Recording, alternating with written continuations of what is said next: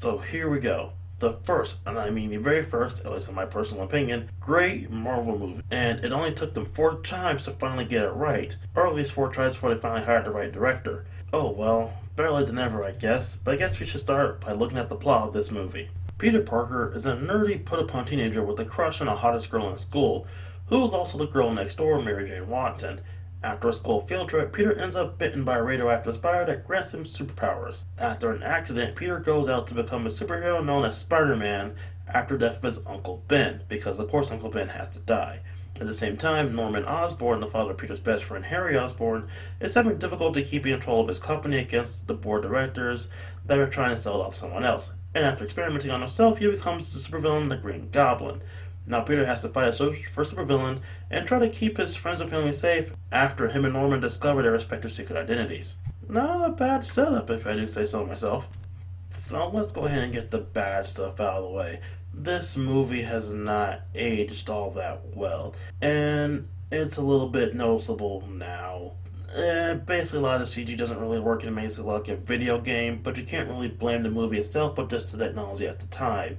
Second, the plot's a little goofy. Well, it's a movie about a guy in a spider-themed onesie swinging around New York fighting against a guy in a green armor that looks like a Power Ranger who's on a hoverboard, so of course it's a little goofy, but I mean, there's that whole scene where Spider-Man and Green Goblin talk on a roof, and it's like they're in front of a water cooler or something. It's really goofy, and I honestly, there's a part of me that loves the goofiness and another part of me that dislikes it. And speaking of that green armor, yes, like everyone else, I was not thrilled with the look of the Green Goblin in this movie, using armor instead of the classic costume. But for the sake of the movie, I can understand it, and I somewhat enjoy the change. Do I wholeheartedly like it? No. Do I accept it? Yes. Enough about that. Let's talk about something good for once. So, first off, this movie being a quick synopsis of Spider-Man's origin story, it works. It works as a quick synopsis of Peter's origin story.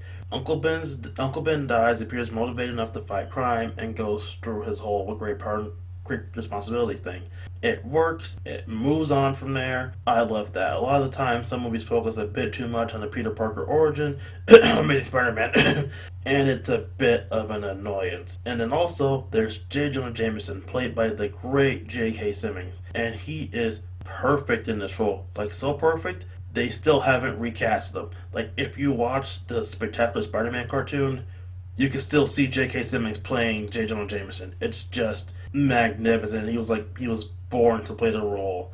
Speaking of actors, Tobey Maguire as Peter Parker, also perfect. Great choice. Love him. We'll talk about another Spider-Man later. But let's move on to the costume. I love the costume. The costume works for this movie. After 3 movies of seeing nothing but black leather, it's amazing to see some goddamn color. And there's a good amount of detail in the costume, so you can see a little bit of webbing that goes into the stitching and crap that just adds to the spider motif.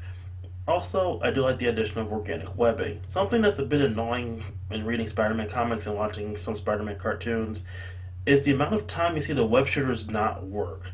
Whether it's something like Electro causing a malfunction, or just running out of web fluid at the wrong time and smacking us out of a building in the middle of a fight.